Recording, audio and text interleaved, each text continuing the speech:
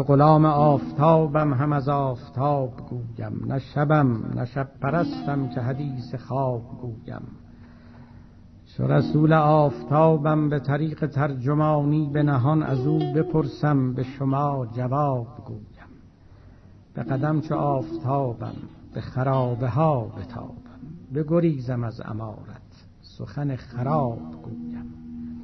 به سر درخت مانم که ز اصل دور گشتم، به میانه قشورم همه از لباب گویم.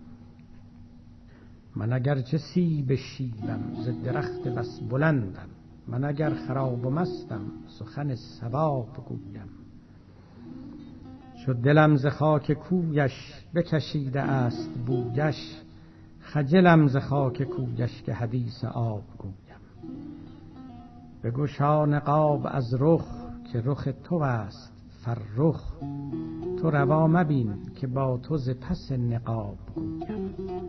چو دلت چو سنگ باشد پر از آتشم چو آهن، تو چو لطف شیشه گیری قدح و شراب گویم. ز جبین زعفرانی کر و فر لاله گویم، به دو چشم ناودانی صفت سحاب گویم. چو ز آفتاب زادم به خدا که کیقبادم، نه به شب طلوع سازم نه ز ماهتاب گویم.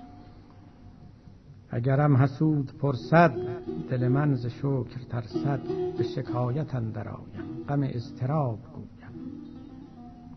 چو رباب از او بنالد چو کمانچه رو در افتم، چو خطیب خطبه خواند من از آن خطاب گویم. به زبان خموش کردم که دل کباب دارم، دل تو بسوزد ار من ز دل کباب گویم.